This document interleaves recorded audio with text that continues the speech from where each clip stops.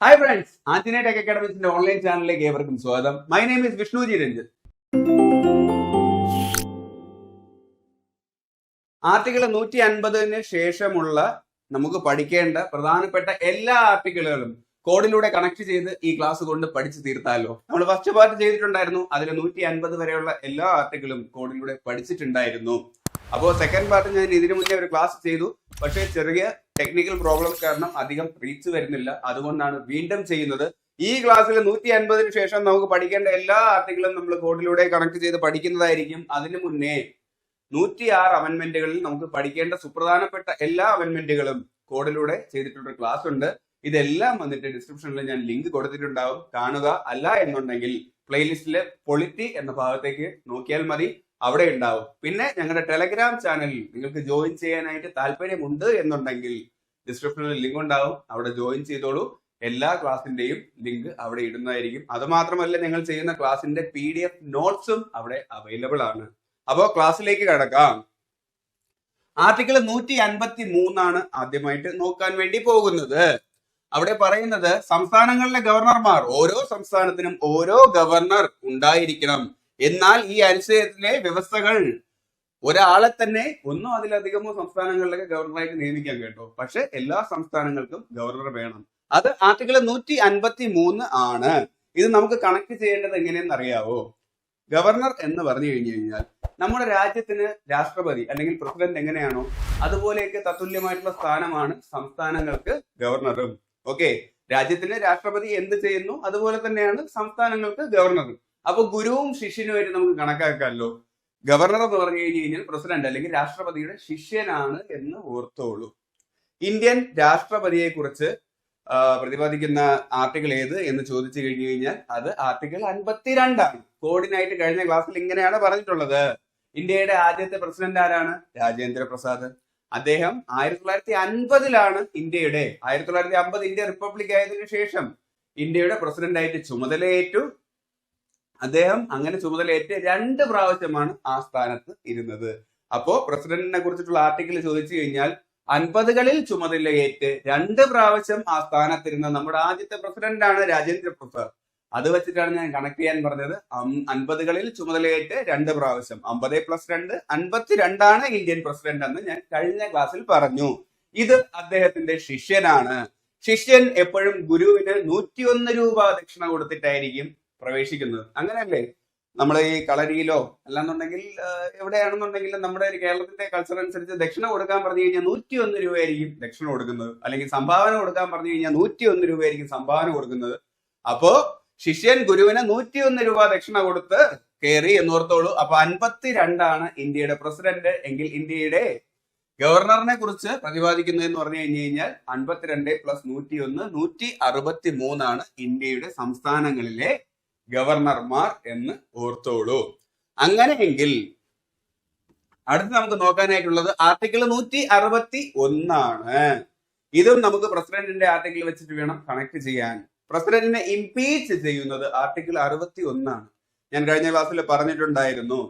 Okay, എല്ലാ സാധാരണ government ഉദ്യോഗസ്ഥരെല്ലാവരും വന്നിട്ട് പെൻഷൻ പറ്റുന്നത് 60ാമത്തെ വയസ്സിലാണ്. അത് കഴിഞ്ഞിട്ട് 1 വർഷം കൂടെ കഴിയുമ്പോഴത്തേക്കും വീട്ടിൽ നിന്നുള്ള പിച്ചലും മാന്തലും ഒക്കെ തുടങ്ങുമല്ലേ? ജയിലർ സിനിമയിലെ രജനീകാന്തിന്റെ ഡയലോഗ് വെച്ചിട്ടാണ് ഞാൻ പറഞ്ഞത്.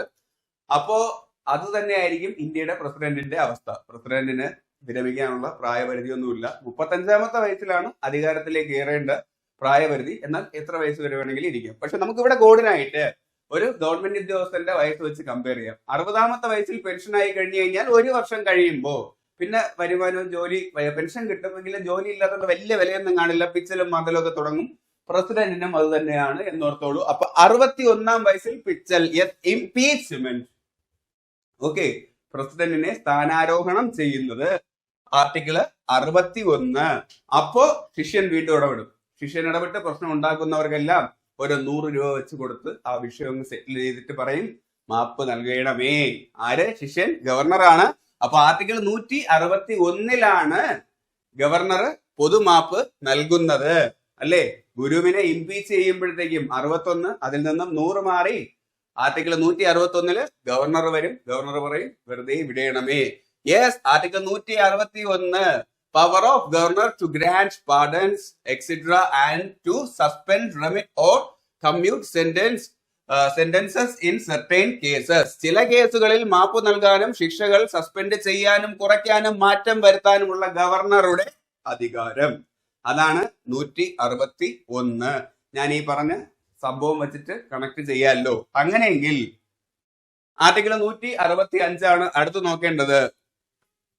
165 ആദ്യം തന്നെ പറയാം. അഡ്വക്കേറ്റ് ജനറൽ ഫോർ ദി സ്റ്റേറ്റിനെ കുറിച്ച് പ്രതിപാദിക്കുന്നതാണ് ആർട്ടിക്കിൾ 165. അഡ്വക്കേറ്റ് ജനറലിനെ കുറിച്ച് പ്രതിപാദിക്കുന്നതാണ് ആർട്ടിക്കിൾ 165. കോർഡിനേറ്റ് ഇങ്ങനെ ഓർത്തോളൂ.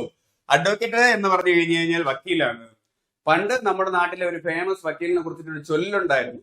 ഓക്കെ, മള്ളൂർ വക്കീലും ഒരു ഫുള്ളും ഉണ്ടെങ്കിൽ ആർക്കും ആരെയും തട്ടാം, അല്ലെങ്കിൽ എന്തും ചെയ്യാം. മള്ളൂർ വക്കീലും ഒരു ഫുള്ളും. പിന്നെ കാലം മാറിയപ്പോ അതുപോലെ ക്രിമിനലുകൾക്ക് വേണ്ടി നിലനിൽക്കുന്ന വേറെയും വക്കീലന്മാർ വന്നു, അല്ലെ? ആളൂർ വക്കീല് ഗോവിന്ദസ്വാമിയുടെ ഒക്കെ കേസ് കേട്ടിട്ടില്ലേ? അതുപോലെ പല ക്രിമിനൽസിന് വേണ്ടിയിട്ടും പുള്ളി വാദിച്ചിട്ടുണ്ട്. ഈ ഇടയ്ക്ക് മരിച്ചുപോയി. അപ്പോ ആളൂറ്, മള്ളൂറ്. എന്നാൽ ഇനിയും അടുത്ത ജനറേഷനിൽ വരാൻ വേണ്ടി പോകുന്ന വക്കീലിന്റെ പേരാണ് ഒന്നാറ് വക്കീല്. മള്ളൂർ, ആളൂർ കഴിഞ്ഞ് ഇനി അടുത്ത് വരാൻ പോകുന്നത് ഒന്നാറ് വക്കീല്. അദ്ദേഹത്തിന് കേസ് 5 ഫുള്ളുണ്ടെങ്കിലേ അദ്ദേഹം കേസ് വാദിക്കത്തുള്ളൂ. ഒന്നാറ് വക്കീലും 5 ഫുള്ളും ഉണ്ടെങ്കിൽ ആർക്കും ആരെയും തട്ടാം എന്ന് ഓർത്തോളൂ. കാലം മാറിയല്ലേ, ഇപ്പൊ ഒരു ഫുള്ളൊന്നും പറ്റില്ല, ഭയങ്കര കപ്പാസിറ്റിയാണ്. 5 ഫുള്ള് വേണം. ഒന്നാറ് വക്കീലും 5 ഫുള്ളും. യെസ്, കണക്ട് ചെയ്യാം. 1 6 5 ഫുള്ള് 5 തന്നെയാണ്. വക്കീല് എന്ന് പറഞ്ഞാൽ അഡ്വക്കേറ്റ് എന്ന് ഓർത്തോളൂ. അഡ്വക്കേറ്റ് ജനറൽ, സംസ്ഥാനത്തിന് വേണ്ടിയുള്ള അഡ്വക്കേറ്റ് ജനറൽ ആണ് 1 6 5 165. ഓക്കെ, അങ്ങനെയെങ്കിൽ നമുക്ക് അടുത്ത് നോക്കാനായിട്ടുള്ളത് ആർട്ടിക്കിൾ 213 ആണ്. ഗവർണർ ഓർഡിനൻസ് പുറപ്പെടുവിക്കുന്നതാണ് ആർട്ടിക്കിൾ 213. ഞാൻ കഴിഞ്ഞ ക്ലാസ്സിൽ പറഞ്ഞിട്ടുണ്ടായിരുന്നു, പ്രസിഡന്റ് ഓർഡിനൻസ് പുറപ്പെടുവിക്കുന്നത് ആർട്ടിക്കിൾ 123 ആണ്, അല്ലെ? സഭ ചേരാത്ത പ്രത്യേക സമയങ്ങളിൽ പ്രസിഡന്റ് അടിയന്തരമായിട്ട് ഓർഡിനൻസ് പുറപ്പെടുവിക്കും, എന്തെങ്കിലും അടിയന്തര സാഹചര്യം ഉണ്ടായി കഴിഞ്ഞു കഴിഞ്ഞാൽ. പക്ഷെ ഇത് സഭ കൂടിച്ചേർന്ന് അടുത്ത 6 ആഴ്ചക്കുള്ളിൽ അവിടെ പാസ്സാവണം, അല്ലെങ്കിൽ തള്ളിപ്പോകുമെന്നും പറഞ്ഞു. അപ്പൊ അതാണ് ഓർഡിനൻസ്. അപ്പൊ പ്രസിഡന്റ് അത് പാസ്സാക്കിയിരിക്കുന്നത് ആർട്ടിക്കിൾ 123. ഓർഡിനൻസ് 1 2 3 ഓടിക്കോ, ഓർഡർ. യെസ്, ഓടിക്കോ. 1 2 3 എന്നാണ് പറഞ്ഞത്. ആര്? പ്രസിഡന്റ് ഓടിപ്പോയിട്ട് എന്താ ചെയ്തത്? ഓടിപ്പോയി സുപ്രീം കോടതി രൂപീകരിക്കാൻ വേണ്ടി പറഞ്ഞു. എങ്കിൽ 1 2 3 പ്രസിഡന്റ് ഓർഡിനൻസ് ആണെങ്കിൽ തൊട്ടടുത്ത് സുപ്രീം കോടതി 1 2 4 123 തൊട്ടടുത്ത് 124 ആണ് സുപ്രീം കോടതിയിൽ ഓർഡിനൻസ് പുറപ്പെടുവിക്കേണ്ടത്. അങ്ങനെയെങ്കിൽ ഗവർണർ ഓടാൻ പറയുന്നത് ആർട്ടിക്കിൾ 2 1 3. ഗവർണർ അതുപോലെ നിയമസഭകളൊന്നും കൂടാത്ത സമയത്ത് എന്തെങ്കിലും അടിയന്തര സാഹചര്യം ഉണ്ടെങ്കിൽ ഗവൺമെന്റ് ഓർഡിനൻസ് പുറപ്പെടുവിക്കാൻ വേണ്ടി പറയുന്നത് ആർട്ടിക്കിൾ 213 ആണ്. മറ്റിടത്ത് 123 ആണെന്നുണ്ടെങ്കിൽ 123 ആണ് പ്രസിഡന്റ് എന്നുണ്ടെങ്കിൽ ഈ ആദ്യത്തെ 2 നമ്പറിന് ജസ്റ്റ് ഒന്ന് അങ്ങോട്ടും ഇങ്ങോട്ടും ചേഞ്ച് ചെയ്ത് കഴിഞ്ഞു കഴിഞ്ഞാൽ അത് ഗവർണറിന്റെ ആവും. 213 പ്രസിഡന്റ് 123 ഓടിക്കോ എന്ന് പറയുമ്പോഴത്തേക്കും ഗവർണർ 213 ആണ് ഓടിക്കോളാൻ പറയുന്നത്. എന്നിട്ട് ഓടിച്ചെന്ന് എന്താ പറയുന്നത്? ഗവർണർ പോയി സംസ്ഥാനങ്ങളിലെല്ലാം ഹൈക്കോടതി രൂപീകരിക്കാൻ വേണ്ടി പറയും. അപ്പൊ 213 ആണ് ഗവർണർ ഓർഡിനൻസ് പുറപ്പെടുവിക്കുന്നുണ്ടെങ്കിൽ തൊട്ടടുത്ത് 214 ആണ് സംസ്ഥാനങ്ങളിലെ ഹൈക്കോടതിയെ കുറിച്ചിട്ട്. ഹൈക്കോർട്ട്സ് ഫോർ സ്റ്റേറ്റ്സ്, സംസ്ഥാനങ്ങളിലെ ഹൈക്കോടതിയെ കുറിച്ചിട്ട് പറയുന്നത്. 123 പ്രസിഡന്റ് ഓർഡിനൻസ് പുറപ്പെടുവിക്കുന്നു. ഓടിച്ചെന്ന് സുപ്രീം കോടതി രൂപീകരിക്കാൻ പറയുമ്പോഴത്തേക്കും 124 123 കഴിഞ്ഞ് 124 സുപ്രീം കോടതി. അതേ നിരക്കിൽ ഗവർണർ ആണെങ്കിൽ 213 എന്നാണ് പറയുന്നത് ഓർഡിനൻസിന്. അങ്ങനെയെങ്കിൽ ഓടിപ്പോയി ഹൈക്കോടതി രൂപീകരിക്കാൻ വേണ്ടി പറയും. 213യുടെ തൊട്ടടുത്ത് 214 ആണ്. ഓക്കെ അല്ലേ? സെറ്റ് അല്ലേ? അങ്ങനെയെങ്കിൽ അടുത്ത് നമുക്ക് നോക്കാനായിട്ടുള്ളത് ആർട്ടിക്കിൾ 226 ആണ്. ആർട്ടിക്കിൾ 226 ഇത് റിട്ടുകളെ കുറിച്ച് പരാമർശിക്കുന്നു. ഹൈക്കോടതി പുറപ്പെടുവിക്കുന്ന ഹൈക്കോടതി റിട്ടുകളെ കുറിച്ച് പരാമർശിക്കുന്നു എന്ന് ഓർത്തോളൂ. ആർട്ടിക്കിൾ 226 226 എന്നാണ്. ഹൈക്കോടതി ഒരാൾക്ക് വന്നിട്ട് ഫൈൻ അടിച്ചു കൊടുക്കുകയാണ്, റിട്ടേൺ ഫൈൻ. ആർക്കെന്നറിയാമോ? എല്ലാവർക്കും ഫൈൻ അടിച്ചു കൊടുക്കുന്ന ഒരു മനുഷ്യനാണ്. നമ്പർ 20 മദ്രാസ് മെയിൽ സിനിമയിലെ ഇന്നസെന്റ് ഏട്ടൻ ഓർത്താൽ മതി. അതിൽ പുള്ളി TTR അല്ലേ? TTRനാണ് ഹൈക്കോടതി ഫൈൻ അടിച്ചു കൊടുത്തത്. TTR നോക്കൂ, TT അതായത് 22 ആണ്. ഈ 6 എന്ന് പറഞ്ഞു കഴിഞ്ഞു കഴിഞ്ഞാൽ നമ്പറിലെ 6 എടുത്താൽ മതി. ലെറ്ററിലെ 6 ഓർക്കണ്ട, നമ്പറിലെ 6. അപ്പൊ 226 ആണ്. TTRനാണ് ഹൈക്കോടതി ഫൈൻ അടിച്ചു കൊടുക്കുന്നത്. ട്രെയിനിൽ വരുന്ന എല്ലാവർക്കും ചുമ്മാ അങ്ങ് ഫൈൻ അടിച്ചു കൊടുക്കുക. അഴകാന നീലികോയിൽ പാട്ടൊക്കെ പാടി അത് ഓർത്താൽ മതി. അപ്പോ ഹൈക്കോടതി റിട്ട് പുറപ്പെടുവിക്കുന്നത് TTRനെതിരെ S226 എങ്കിൽ സുപ്രീം കോടതി റിട്ട് പുറപ്പെടുവിക്കുന്നത് ആർട്ടിക്കിൾ 32 എന്ന് നമ്മൾ പറഞ്ഞിട്ടുണ്ടായിരുന്നു. 32 ഞാൻ മുണ്ട് എന്നാണ് ഓർക്കാൻ വേണ്ടി പറഞ്ഞത്. BR അംബേദ്കർ മുണ്ടും കച്ചകെട്ടി അല്ലെ മനസാക്ഷിയിലും ആത്മാവിലും തൊട്ട് പുറപ്പെടുവിച്ച് റൈറ്റ് ചെയ്തതാണ് മുണ്ട് എന്ന് പറഞ്ഞാൽ 32. അതാണ് BR അംബേദ്കർ മുണ്ടും കച്ചകെട്ടി മനസാക്ഷിയിലും ആത്മാവിലും. ഭരണഘടനയുടെ മനസാക്ഷിയും ആത്മാവും എന്ന് BR അംബേദ്കർ പറഞ്ഞത് റിട്ടുകളാണ്. അങ്ങനെ റൈറ്റ് ചെയ്തതാണ് റിട്ട്. മുണ്ട് 32 BR അംബേദ്കർ ആണ്. മനസാക്ഷിയും ആത്മാവും റൈറ്റ് ചെയ്തു എന്ന് പറഞ്ഞു കഴിഞ്ഞാൽ റിട്ടാണ്. 5 റിട്ടുകളാണ് ഉള്ളത് അല്ലെ. റിട്ടുകളെ കുറിച്ചിട്ട് സുപ്രീം കോടതി റിട്ട് പുറപ്പെടുവിക്കുന്നത് ആർട്ടിക്കിൾ 32 ആണ് എന്നുണ്ടെങ്കിൽ 3+2 ആണ് 5. 5 റിട്ടുകളാണ് ഉള്ളത്. അത് ഇങ്ങനെ ഓർത്തോളൂ. ഹ്യൂമൻ ബ്രോ ക്യൂവിലാണ് സാർ എന്ന് ഓർത്തോളൂ. ഹ്യൂമൻ എന്ന് പറഞ്ഞു കഴിഞ്ഞാൽ അത് ആദ്യത്തെ H എന്ന് പറഞ്ഞു കഴിഞ്ഞാൽ ഹേബിയസ് കോർപ്പസ്, മെൻ എന്ന് പറഞ്ഞു കഴിഞ്ഞാൽ മാൻഡാമസ്, ബ്രോ എന്ന് പറഞ്ഞാൽ പ്രൊഹിബിഷൻ, ക്യൂ എന്ന് പറഞ്ഞു കഴിഞ്ഞാൽ കോവാറന്റോ, സെർ എന്ന് പറഞ്ഞാൽ സെർഷ്യൂററി. ഹേബിയസ് കോർപ്പസ് നിങ്ങൾക്ക് ശരീരം ഏറ്റെടുക്കാം. മാൻഡമസ് മാൻ ഡോമിനേറ്റ് ചെയ്യുന്നു എന്നോർത്തോളൂ. മാൻ കൽപ്പിക്കുന്നു, നാം കൽപ്പിക്കുന്നു എന്നർത്ഥം വരുന്നത്. പ്രൊഹിബിഷൻ പ്രൊഹിബിറ്റ് ചെയ്യുക, തടയുക. ഓക്കെ, ക്യൂവിലാണ് സാർ എന്നാണ് പറഞ്ഞത്. പിന്നെ ക്യൂ എന്ന് പറഞ്ഞാൽ കോ വാറന്റോ. നിനക്ക് എന്ത് അധികാരം ഈ ജോലിയിൽ തുടരാൻ? നിനക്ക് എന്ത് അധികാരം? ഇത്രയും കുട്ടികൾ കഷ്ടപ്പെട്ട് പഠിച്ച് ഈ നിലയിലോട്ട് പരീക്ഷയിലൂടെ വരുമ്പോഴത്തേക്കും നീ പിൻവാതിലിൽ കൂടെ കയറി ഇവിടെ ഇരിക്കാൻ നിനക്ക് എന്ത് അധികാരം എന്ന് പറഞ്ഞ് അവനെ വാറന്റ് ചെയ്ത് അറസ്റ്റ് ചെയ്ത് മാറ്റൂ. അതാണ് കോ വാറന്റോ എന്ന് ഓർത്തോളൂ. കോഡിലൂടെ നമുക്ക് ഇതെല്ലാം പഠിക്കാം. റിട്ടുകളെ കുറിച്ച് ഒരു ക്ലാസ് തന്നെ ചെയ്യുന്നതായിരിക്കും. അതാണ് കോ വാറന്റോ. അർഹതയില്ലാത്ത സ്ഥാനത്ത് ജോലിയിലേക്ക് തുടർന്നവരെ കോ വാറന്റോയിലൂടെ പുറത്താക്കും. എങ്കിൽ സെർഷ്യോററി ഇതെല്ലാം റിട്ടിൽ വരുന്നതാണ്. മൊത്തം 5 റിട്ട്. മുണ്ടാണ് സുപ്രീം കോടതി റിട്ട് പുറപ്പെടുവിക്കുന്നത്. മുണ്ട് 32. 3+2 5 റിട്ട് ഉണ്ട് എന്ന് ഓർത്തോളൂ. അപ്പൊ സെറ്റ് അല്ലേ? അങ്ങനെയെങ്കിൽ ഇവിടെ ഹൈക്കോടതി റിട്ട് പുറപ്പെടുവിക്കുന്നത് TTRക്കെതിരെ 226. ഓക്കെ അല്ലേ? സെറ്റ് അല്ലേ? എങ്കിൽ ഇനി നമുക്ക് നോക്കാനുള്ളത് ആർട്ടിക്കിൾ 243. ഇത് നമുക്ക് ഡീറ്റെയിൽഡ് ആയിട്ടൊന്നും നോക്കണ്ട. 243 പറയുന്നതെന്ന് പറഞ്ഞു കഴിഞ്ഞു കഴിഞ്ഞാൽ ഗ്രാമസഭ, അതായത് പഞ്ചായത്ത് രാജിനെ മുനിസിപ്പാലിറ്റിയെ കുറിച്ചിട്ടാണ് പറയുന്നതെന്ന് ഓർത്തോളൂ. 243 A മുതൽ O വരെയുള്ള ഭാഗങ്ങളിൽ പഞ്ചായത്ത് രാജും പിന്നെ Oയ്ക്ക് ശേഷം Z വരെയുള്ള ഭാഗങ്ങളിൽ മുനിസിപ്പാലിറ്റിയെ കുറിച്ചിട്ടാണ് പറയുന്നത്. ഇത് ഡീറ്റെയിൽഡ് ആയിട്ട് അങ്ങനെ ഒന്നും നോക്കണ്ട. കോഡിന് വേണ്ടി ഇങ്ങനെ ഓർത്തോളൂ. 2, 4, 3 ആണ്. 26 നാലാഞ്ചിറ എന്നൊരു സ്ഥലം കേട്ടിട്ടുണ്ടോ? അല്ലെങ്കിൽ 4 വെച്ചിട്ടൊരു സ്ഥലം ഓർത്താലും മതി. 26 നാലാഞ്ചിറ പിന്നെ മൂന്നാർ കേട്ടിട്ടുണ്ടാവുമല്ലോ. അങ്ങും 26 മൂന്നാർ, നടുക്ക് നാലാഞ്ചിറ. അതാണ് 26 നാലാഞ്ചിറ മൂന്നാർ. ഈ സ്ഥലങ്ങളിലുള്ള പഞ്ചായത്തിനെ കുറിച്ചും മുനിസിപ്പാലിറ്റിയെ കുറിച്ചും പറയുന്നതാണ് ആർട്ടിക്കിൾ 243 എന്ന് ഓർത്തോളൂ കോഡിലൂടെ. അങ്ങനെയെങ്കിൽ ആർട്ടിക്കിൾ 265 പറയുന്നത് എന്തെന്ന് ചോദിച്ചു കഴിഞ്ഞാൽ അതാണ് നികുതി, ടാക്സ്. ഇവിടെ ഒരു സ്ഥലത്തുള്ള ഒരു കാർഷിക ഉൽപ്പന്നത്തിനാണ് ടാക്സ് കൂട്ടിയത്. നമുക്ക് അത് വെച്ച് കണക്ട് ചെയ്യാം. 2, 6, 5 ഇവിടെയും 2, 6 തന്നെയാണ്. 2, 6 ഇഞ്ചിക്കാണ് ഗവൺമെന്റ് നികുതി കൂട്ടിയത്. 2, 6 ഇഞ്ചിക്ക് നികുതി കൂട്ടി. 2, 6 എന്ന് പറഞ്ഞാൽ 2, 6 തന്നെയാണ്. ഇഞ്ചി എന്ന് പറഞ്ഞു കഴിഞ്ഞാൽ 5. ഓക്കെ, 2, 6 ഇഞ്ചിക്ക് നികുതി കൂട്ടി എന്ന് ഓർത്തോളൂ. അപ്പൊ ആർട്ടിക്കിൾ 265 ടാക്സിനെ കുറിച്ച് പരാമർശിക്കുന്നു. അങ്ങനെയാണെന്നുണ്ടെങ്കിൽ ഈ ടാക്സ് അടയ്ക്കാനായിട്ട് അവർക്ക് പുറത്തുനിന്ന് ഒരു ഫിനാൻഷ്യറെ കണ്ട് പലിശയ്ക്ക് കുറച്ച് കടമെടുക്കേണ്ടി വരുന്നു. അതാണ് ആർട്ടിക്കിൾ 280. ഓക്കെ, അദ്ദേഹം ഈടാക്കുന്ന പലിശ എത്രയെന്ന് ചോദിച്ചു കഴിഞ്ഞു കഴിഞ്ഞാൽ ആദ്യത്തെ ദിവസം 2:1 ആണ്. 2:1 കേട്ടിട്ടില്ലേ? രണ്ടാമത്തെ ദിവസം പലിശ മുടങ്ങിയാൽ അതിന്റെ 2ന്റെ 3 മടങ്ങ് 2 ക്യൂബ് ആവും. അതാണ് 8.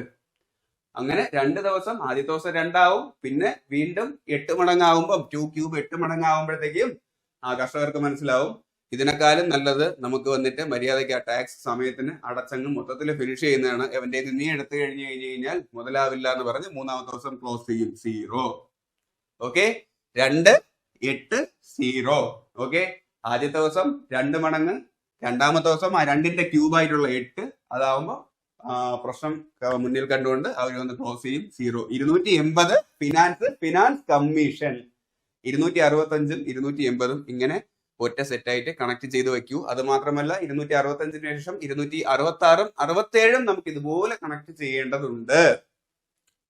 ആർട്ടിക്കിൾ 266 പറയുന്നത് 2 തരം അക്കൗണ്ടുകളാണ്. ആദ്യത്തേന്ന് പറഞ്ഞു കഴിഞ്ഞാൽ കൺസോളിഡേറ്റഡ് ഫണ്ട്. ആർട്ടിക്കിൾ 266 267 ഇതിൽ പറയുന്നതെന്ന് പറഞ്ഞു കഴിഞ്ഞാൽ ഫണ്ടുകളെ കുറിച്ചിട്ടാണ്. ഗവൺമെന്റിന് എന്ത് പ്രശ്നം വന്നിരുന്നാലും അല്ലെങ്കിൽ ഗവൺമെന്റിന്റെ കാര്യങ്ങൾ നടത്തിക്കൊണ്ട് പോകാനായിട്ട് ഞാൻ കഴിഞ്ഞ ക്ലാസ്സിൽ പറഞ്ഞായിരുന്നു കൺസോളിഡേറ്റഡ് ഫണ്ടിൽ നിന്നാണ് എടുക്കുന്നത്. ഗവൺമെന്റിന്റെ എല്ലാ പ്രശ്നങ്ങളും സോളിഡായിട്ട് സോൾവ് ചെയ്യാൻ കൺസോളിഡേറ്റഡ് ഫണ്ട്. അതിൽ നിന്നാണ് ഗവൺമെന്റ് ഉദ്യോഗസ്ഥന്മാരുടെ വരുമാനമാണെങ്കിലും ഗവൺമെന്റിന്റെ പദ്ധതിക്കായും ഗവൺമെന്റിന്റെ ചെലവിനുള്ള എല്ലാ കാര്യങ്ങൾക്കും കൺസോളിഡേറ്റഡ് ഫണ്ട്. ആ ഫണ്ട് വരുന്നത് എവിടെയെന്ന് ചോദിച്ചു കഴിഞ്ഞാൽ ഗവൺമെന്റ് പിരിച്ചെടുക്കുന്ന നികുതിയിൽ നിന്നും ഗവൺമെന്റിന് കിട്ടേണ്ട ലോണിൽ നിന്നും ഒക്കെയാണ് ആ ഫണ്ടിലേക്ക് നിക്ഷേപിക്കുന്നതും അവിടെ നിന്ന് കാശ് ഗവൺമെന്റ് എടുക്കുന്നതും. അപ്പോ ടാക്സ് ഈ നികുതി പിരിച്ചെടുത്ത് ഗവൺമെന്റ് ചെയ്യുന്നതെന്ന് കഴിഞ്ഞാൽ ആദ്യം ആ ഫണ്ടിൽ കൊണ്ടിടും. Consolidated fund 266. എന്നാൽ ആ 266 തന്നെ മറ്റൊരു ഫണ്ട് ഉണ്ട്, പബ്ലിക് അക്കൗണ്ട് ഫണ്ട്. ഞാൻ പറഞ്ഞു ഗവൺമെന്റിന് തൊടാൻ അർഹതയില്ലാത്തൊരു ഫണ്ടാണ് പബ്ലിക് അക്കൗണ്ട് ഫണ്ട്. 265 ടാക്സ് എടുത്ത് തൊട്ടടുത്തുള്ള 266 എവിടെ കൊണ്ടിടും? കൺസോളിഡേറ്റഡ് ഫണ്ടിൽ കൊണ്ടിടും. 266 കൺസോളിഡേറ്റഡ് ഫണ്ടിൽ കൊണ്ടിട്ട് കഴിഞ്ഞാൽ അപ്പൊ തന്നെ തൊടാൻ പറ്റാത്ത ഒരു ഫണ്ടും കൂടെ അതിന്റെ കൂടെ ഉണ്ട്. അതാണ് പബ്ലിക് അക്കൗണ്ട് ഫണ്ട്. അത് പബ്ലിക്കിന്റെ പിരിച്ചെടുത്ത് വെച്ചിരിക്കുന്ന ഫണ്ടാണ് എന്ന് ഓർത്തോളൂ. മ്യൂച്വൽ ഫണ്ടൊക്കെ പോലെ പബ്ലിക്കിന്റെ പെൻഷനും അല്ലെന്നുണ്ടെങ്കിൽ പോസ്റ്റ് ഓഫീസിലെ ഇൻഷുറൻസ് എമൗണ്ടും ഇതെല്ലാം വന്നിട്ട് അവിടെയാണ് വരുന്നത്. ഇത് എന്നായാലും നിക്ഷേപന് തിരിച്ചു കൊടുക്കേണ്ട ഫണ്ടാണ്. അതുകൊണ്ട് ഗവൺമെന്റ് തൊടില്ല. ഇതിൽ തൊട്ട് കഴിഞ്ഞു കഴിഞ്ഞാൽ ഈ ഫണ്ടൊക്കെ പരിശോധിക്കുന്ന ആരാണ്? CAG. പാനലിനിട്ട് 8ന്റെ പണി കൊടുക്കുന്ന ആൾ. ഞാൻ കഴിഞ്ഞ ക്ലാസ്സിൽ പറഞ്ഞിട്ടുണ്ടായിരുന്നു. പാനൽ എന്ന് പറഞ്ഞു കഴിഞ്ഞാൽ 14, 8ന്റെ എന്ന് പറഞ്ഞു കഴിഞ്ഞാൽ 8 തന്നെ, 14, 8, 148 ആണ് CAG. ഈ അക്കൗണ്ടുകളെല്ലാം പരിശോധിച്ച് എല്ലാം കൃത്യമാണോ എന്ന് CAG ആണ് പരിശോധിക്കുന്നത്. അപ്പോ ആ പുള്ളി പരിശോധിക്കും പബ്ലിക് അക്കൗണ്ടിൽ തൊട്ടു പോകരുത് എന്നാണ് പറയുന്നത്. അപ്പൊ 266 കൺസോളിഡേറ്റഡ് ഫണ്ടും പബ്ലിക് അക്കൗണ്ട് ഫണ്ടും വരുന്നു. എങ്കിൽ അതിന്റെ തൊട്ട് താഴെ 267 മറ്റൊരു ഫണ്ടാണ് ഉള്ളത്. അതാണ് എമർജൻസി ഫണ്ട് എന്ന് ഞാൻ പഠിക്കാൻ പറഞ്ഞ കണ്ടിജൻസി ഫണ്ട്. കണ്ടിജൻസി എമർജൻസി എന്തെങ്കിലും അടിയന്തരമായിട്ട് പ്രളയം, കോവിഡ് അല്ലെങ്കിൽ മറ്റെന്തെങ്കിലും അസുഖങ്ങൾ, ഇങ്ങനെയുള്ള സാഹചര്യങ്ങൾക്കൊക്കെ ഗവൺമെന്റിന് പെട്ടെന്ന് ഫണ്ട് വേണമല്ലേ. പെട്ടെന്ന് പാർലമെന്റ് സഭയൊന്നും കൂടാനായിട്ട് പറ്റിയ സാഹചര്യമൊന്നും ആയിരിക്കത്തില്ല. അപ്പൊ ഗവൺമെന്റ് പറയും കണ്ടിജൻസി ഫണ്ടിൽ നിന്ന് എടുത്തോളൂ. പിന്നെ പാർലമെന്റിൽ ഈ കണക്കൊക്കെ ബോധിപ്പിക്കേണ്ടി വരും. അപ്പോ 267 കണ്ടിജൻസി ഫണ്ട്. അപ്പൊ 266 2 തരം ഫണ്ടുകൾ ഗവൺമെന്റിന്റെ പ്രശ്നങ്ങളെല്ലാം സോൾവ് ചെയ്യാനായിട്ട്. കൺസോളിഡേറ്റഡ് ഫണ്ട്, പിന്നെ അടുത്ത് തൊട്ടുള്ളതെന്ന് പറഞ്ഞു കഴിഞ്ഞാൽ പബ്ലിക് അക്കൗണ്ട് ഫണ്ട്. നികുതിയിൽ നിന്നെടുത്ത് ഫണ്ടിലിടുന്നു കൺസോളിഡേറ്റഡ് ഫണ്ടിലും. പിന്നെ തൊടാൻ പറ്റാത്ത ഒരു ഫണ്ടുണ്ട്, പബ്ലിക് അക്കൗണ്ട് ഫണ്ട്. 265 266 തൊട്ട് താഴെ മറ്റൊരു ഫണ്ടാണ് കണ്ടിജൻസി ഫണ്ട് 267. എങ്കിൽ നികുതി എടുത്ത് ആരുടെ നികുതിയാണ്? നികുതി എടുത്ത് 265 ഞാൻ പറഞ്ഞു 26 ഇഞ്ചി കൃഷിക്കാരുടെ നികുതിയാണ്. 26, 5, 265 നികുതി. അവർ ഈ കാശടയ്ക്കാൻ വേണ്ടി എവിടെയാ പോകുന്നത്? പലിശയ്ക്ക് കടം മേടിക്കും. അതാണ്. അപ്പൊ ആദ്യത്തെ ദിവസത്തെ പലിശ എന്ന് പറഞ്ഞു കഴിഞ്ഞാൽ 2, രണ്ടാമത്തെ ദിവസം 8, മൂന്നാമത്തെ ദിവസം 0 ക്ലോസ് ചെയ്യും എന്നും ഓർത്തോളൂ. ഇനി നമുക്ക് നോക്കാനുള്ളത് ആർട്ടിക്കിൾ 300 തൊട്ടാണ്. ആർട്ടിക്കിൾ 300A സ്വത്തവകാശം നിയമപരമായിട്ടുള്ള അവകാശം മാത്രമാണ് എന്ന് പരാമർശിക്കുന്നത്. എളുപ്പത്തിനായി ഇങ്ങനെ ഓർത്തോളൂ, 300 ഏക്കർ ലാൻഡ് ഉണ്ട് എന്ന് ഓർത്തോളൂ. 300 ഏക്കർ അല്ല, ആ എ എന്ന് പറഞ്ഞു കഴിഞ്ഞാൽ 300A ആണ്. സ്വത്തവകാശം നിയമപരം മാത്രമായിട്ടുള്ള അവകാശം. പണ്ട് ഇത് ആർട്ടിക്കിൾ 31 അത് മൗലിക അവകാശമാണ് എന്നാണ് പറഞ്ഞിരുന്നത്. എന്നാൽ 1978 ഒരാൾ വന്ന് 8ന്റെ പണി കൊടുത്താണ് സ്വത്ത് കയ്യിലുള്ളവരെന്ന് മാറ്റി ഈ രീതിയിലാക്കിയെന്ന് ഓർത്തോളൂ. ആ 8ന്റെ പണി കൊടുത്തതെന്ന് പറഞ്ഞു കഴിഞ്ഞാൽ ദേശത്തെ ഒരു സ്വത്തും മൗലിക അവകാശമല്ല, നിയമപരമായിട്ടുള്ള അവകാശമാണ്. ദേശത്തെ മൊറാർജി ദേശായി ആണ് 8ന്റെ എന്ന് പറഞ്ഞാൽ 1978 അത് നടപ്പാക്കിയ ഭേദഗതിയിലും ഒരു 8 ഉണ്ട്. 4 4 8 അല്ലേ? യെസ്, ഭേദഗതി 4 ഇത് ഈ ബില്ല് കൊണ്ടുവന്നത്. അപ്പൊ അങ്ങനെ ഓർത്തോളൂ. കോർഡിനേറ്റ് ഇങ്ങനെയും കൂടെ ഓർത്തോളൂ. പാണ്ടിപ്പട സിനിമയിൽ പറയുന്നില്ലേ, let's talk about that bloody 30 acre of land എന്നോ അങ്ങനെ എന്തൊരു ഡയലോഗ് ഇല്ലേ ദിലീപേട്ട ഇംഗ്ലീഷിൽ സംസാരിക്കുന്നത്? അത് വെച്ച് ഓർത്താൽ മതി. ഇവിടെ 30 acre അല്ല, 300 acre ആണ്. അപ്പൊ ആർട്ടിക്കിൾ 300A സ്വത്തവകാശം നിയമപരം മാത്രമാണ് എന്ന് പറയുന്നത്. നമ്മുടെ മൗലിക അവകാശം ഒന്നുമല്ല. നമുക്ക് സ്വത്തുണ്ടെന്നുണ്ടെങ്കിൽ നമ്മൾ അതിന് നികുതി അടയ്ക്കുന്നുണ്ട്. അത് മാത്രമല്ല, അവിടെ എന്തെങ്കിലും ഖനിയോ നിധിയോ ഒക്കെ കിട്ടിക്കഴിഞ്ഞു കഴിഞ്ഞാൽ ഇതൊന്നും നമ്മുടെ സ്വത്തല്ല. അവിടെ ഈവൻ മണലുണ്ടെങ്കിൽ പോലും അതൊന്നും എടുത്ത് നമുക്ക് വിൽക്കാനുള്ള ഒരു അവകാശവും ഇല്ല. ഗവൺമെന്റ് ഒന്ന് പിടിച്ചോണ്ട് പോകും എന്നേ പറയാനുള്ളൂ. അപ്പോ ഓർത്ത് വെച്ചേക്കൂ. അപ്പോ ഇനി നമുക്ക് നോക്കാനുള്ളത് article 312 all India service, article 315 UPSC SPSC, പിന്നെ ആർട്ടിക്കിൾ 320 PSC. ഇത്രയുമാണ് നമുക്ക് നോക്കാനുള്ളത്. നമ്മൾ കോഡിനായിട്ട് ആദ്യം 315, 320, 312 എന്ന രീതിയിലായിരിക്കും പഠിക്കുന്നത്. ഓക്കെ, ഈ 3 സർവീസും ഇന്ത്യയിലെ ഏറ്റവും കൂടുതൽ മത്സരാർത്ഥികൾക്ക് തൊഴില് മത്സര പരീക്ഷയിലൂടെ നൽകുന്നതാണ്. അപ്പോ മെയിൻ ആയിട്ടുള്ള 3 അപ്പോ ഇതിന്റെ എല്ലാം ആർട്ടിക്കിളിന്റെ മുന്നിൽ 3 ഉണ്ട് എന്ന് ഓർത്തോളൂ. നമ്മൾ ആദ്യം നോക്കാനായിട്ട് പോകുന്നത് 315 അപ്പൊ ആദ്യത്തെ 3 അവിടെ എടുത്ത് എഴുതാം.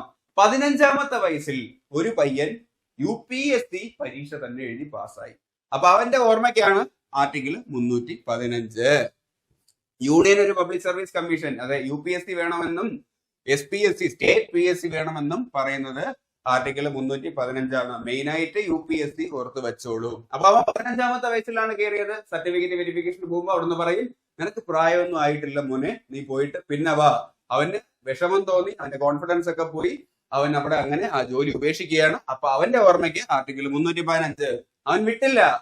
വയസ്സ് 20 അവൻ വീറോടെ പഠിച്ച് PSC എഴുതിയെടുത്തു. അതാണ് അവിടെയും തുടക്കത്തിൽ 3 ഉണ്ട്. 20ാമത്തെ വയസ്സിൽ PSC. അപ്പൊ ആർട്ടിക്കിൾ 320 പബ്ലിക് സർവീസ് കമ്മീഷനുകളുടെ ചുമതല. അവന്റെ കലി അടങ്ങിയില്ല. എനിക്ക് PSC മാത്രം കിട്ടിയാൽ മതിയോ? പോരാ, ഞാൻ 15ാം വയസ്സിൽ UPSC ക്ലിയർ ചെയ്തവനാണ്. അങ്ങനെ അവൻ വീണ്ടും പഠിച്ച സുഹൃത്തുക്കളെ. അങ്ങനെ അവൻ എന്താണ് AIS ഓൾ ഇന്ത്യ സർവീസിൽ 1ഉം 2ഉം റാങ്ക് നേടി എന്ന് ഓർത്തോളൂ. അപ്പൊ അവിടെയും തുടക്കത്തിൽ 3 ഉണ്ട്. ഓൾ ഇന്ത്യ സർവീസിൽ അവൻ നേടിയത് 1, 2. അപ്പൊ 312 ഓൾ ഇന്ത്യ സർവീസിനെ കുറിച്ച് പരാമർശിക്കുന്നു എന്നും ഓർത്തോളൂ. തെറ്റല്ലേ? അങ്ങനെയെങ്കിൽ ഇനി നമുക്ക് നോക്കാനുള്ളതാണ് ആർട്ടിക്കിൾ 326. 326 ഇത് പറയുന്നതെന്ന് പറഞ്ഞു കഴിഞ്ഞാൽ ഇന്ത്യൻ ഭരണഘടനയുടെ 326 അനുച്ഛേദ പ്രകാരം പ്രായപൂർത്തിയായവർക്കുള്ള വോട്ടവകാശത്തിനെ കുറിച്ചിട്ടാണ് പറയുന്നത്. ഇത് മുന്നേ 21 വയസ്സായിരുന്നു. എന്നാൽ 1989 61 അനുച്ഛേദത്തിലൂടെ രാജീവ് ഗാന്ധിയുടെ കാലത്ത് 21 നിന്നും 18 മാറ്റി. ഞാനത് കോഡിനായിട്ട് ഇങ്ങനെ ഓർക്കാനാണ് പറഞ്ഞത്. 1789 ജവഹർലാൽ നെഹ്റു ജനിക്കുന്നത്. അത് കഴിഞ്ഞ് കൃത്യം 100 വർഷം കഴിഞ്ഞപ്പോൾ കൊച്ചുമോൻ ജവഹർലാൽ നെഹ്റുവിന്റെ ഓർമ്മയ്ക്കായിട്ട്, അദ്ദേഹവും അതിലെ 18 പോലെയല്ലേ ഇരിക്കുന്നത്, അദ്ദേഹത്തിന്റെ ഓർമ്മയ്ക്കായിട്ട് 21 നിന്നും 18 എന്നും ഓർത്ത് വെച്ചോളാനായിട്ട് ഞാൻ പറഞ്ഞു. ജവഹർലാൽ നെഹ്റു മാത്രമല്ല, 1789 അഡോൾഫ് ഹിറ്റ്ലർ, ചാർലി ചാപ്ലിൻ എന്നിവരും ജനിച്ചു എന്ന് ഓർത്തോളൂ. അപ്പോ 1989 വോട്ടിംഗ് പ്രായം 21 നിന്നും 18 61 അനുച്ഛേദം. അപ്പോ 61ാമത്തെ ഭേദഗതി, അനുച്ഛേദമല്ല, 61ാമത്തെ ഭേദഗതിയിലൂടെയാണ് അത് കൊണ്ടുവന്നത്. ഭേദഗതിയെ കുറിച്ചിട്ടുള്ള ക്ലാസ് ഞാൻ ചെയ്തിട്ടുണ്ട്, അത് കണ്ടോളൂ.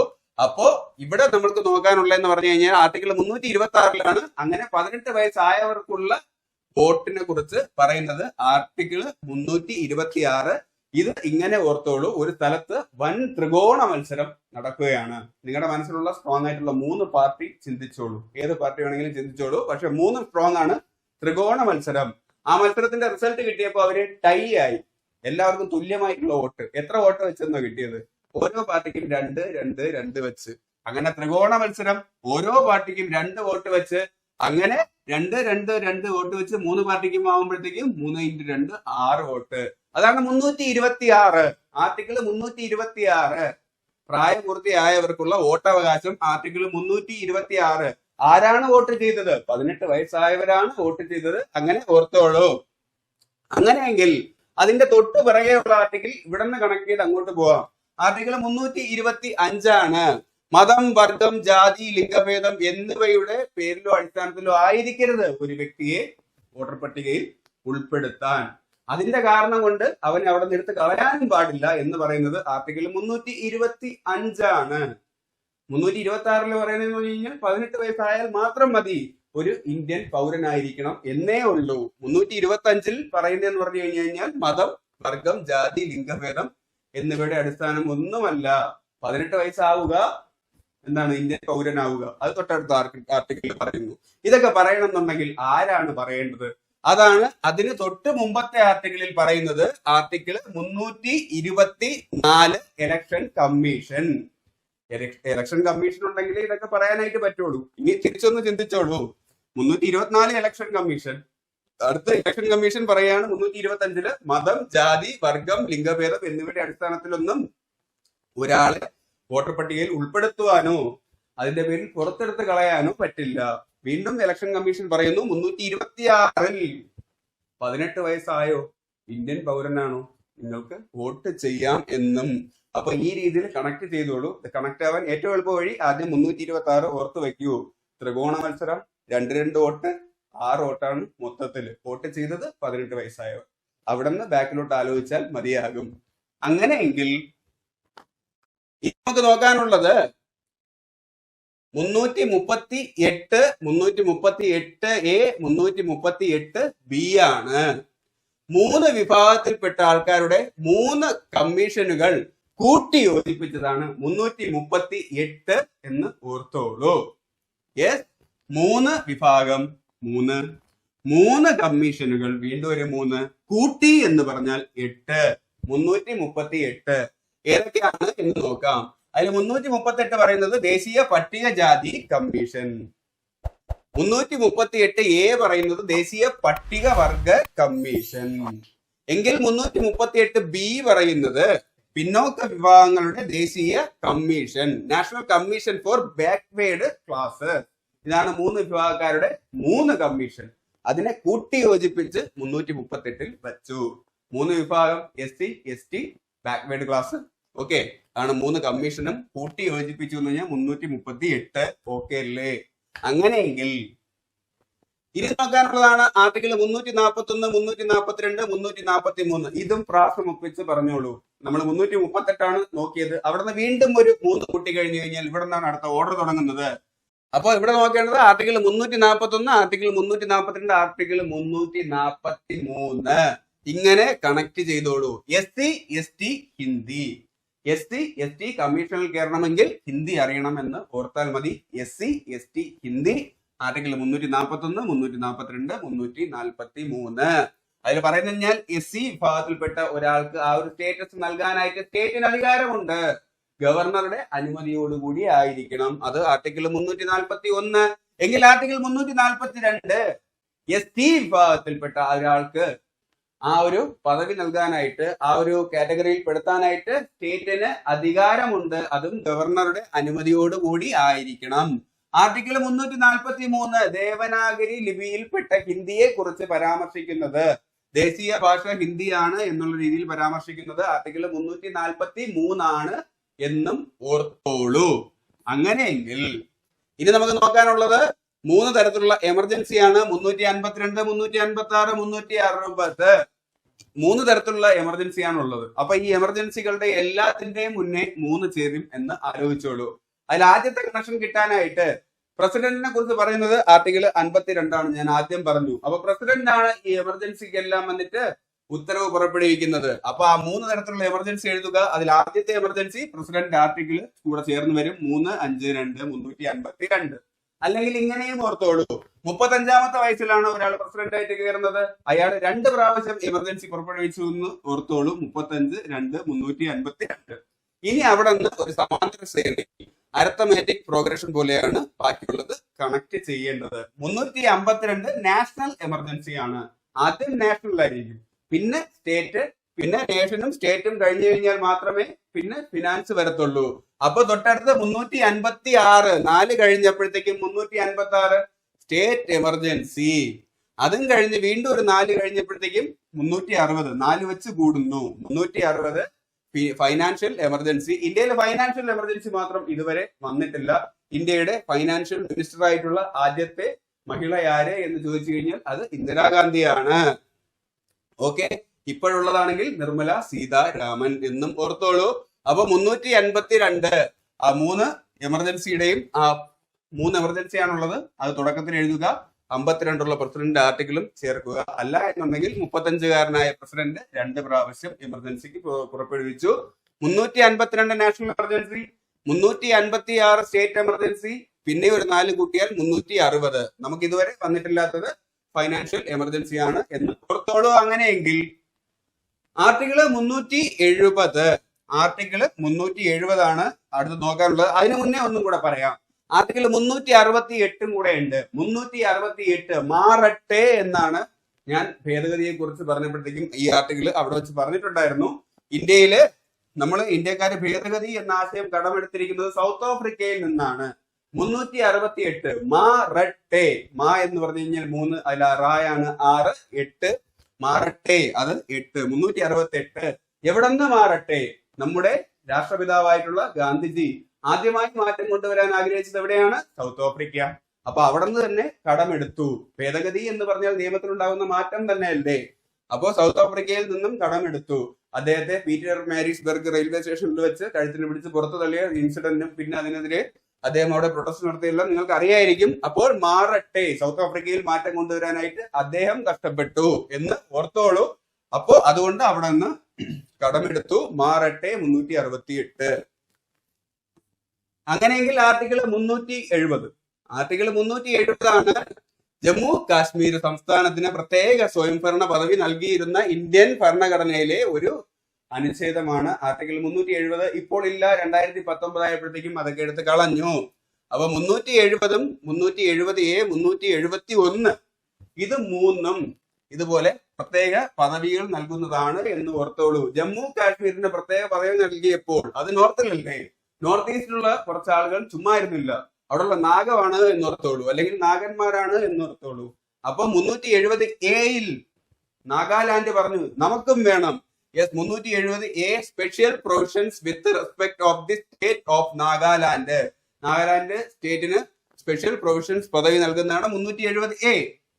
ഇത് രണ്ടും കാണുമ്പോഴത്തേക്കും സൗത്തിലുള്ളവർ ചുമ്മാതിരിക്കുവോ? യെസ്, സൗത്തിലുള്ള 2 സ്ഥലങ്ങൾ പറഞ്ഞു ജയ് മഹേഷ്പതി, ഞങ്ങൾക്കും വേണം ജയ്. Yes, 371J. അങ്ങനെ പറയുന്ന ഏതാണ്? ജയ് മഹേഷ്പതി. ബാഹുബലിയാണ്. അത് ആന്ധ്ര, അവിടെയുള്ള മെയിൻ സ്ഥലം ഹൈദരാബാദ് ആണ്. അങ്ങനെ ഓർത്തോളൂ. അപ്പോ J ഹൈദരാബാദ്. അത് മാത്രമല്ല, അതിന്റെ തൊട്ടടുത്ത വേറൊരു സ്ഥലവും കൂടെ ഉണ്ട്, Karnataka Hyderabad region special status നൽകുന്നതാണ് 371J. കേരളവും തമിഴ്നാടും ഇടപെട്ടില്ല എന്ന് കൂടെ ഓർത്തോളൂ. അപ്പോ ഇത് നിങ്ങൾക്ക് വ്യക്തമായിട്ട് ഇത്രയും കാര്യങ്ങൾ മനസ്സിലായിട്ടുണ്ട് എന്ന് ഞാൻ കരുതുന്നു. ഇത്രയുമാണ് നമുക്ക് ഈ ക്ലാസ്സിൽ നോക്കാനായിട്ടുള്ളത്. പരീക്ഷയ്ക്ക് ചോദിക്കാനുള്ള ഇമ്പോർട്ടന്റ് ആയിട്ടുള്ള എല്ലാ ആർട്ടിക്കിളുകളും നമ്മൾ കോഡിലൂടെ കണക്ട് ചെയ്തിട്ടുണ്ട്. വളരെ നന്നായിട്ട് ഓർത്ത് വെച്ച് പഠിച്ചിരിക്കൂ. ഇത് നിങ്ങൾക്ക് മിസ്സാവത്തില്ല, ഉറപ്പാണ്.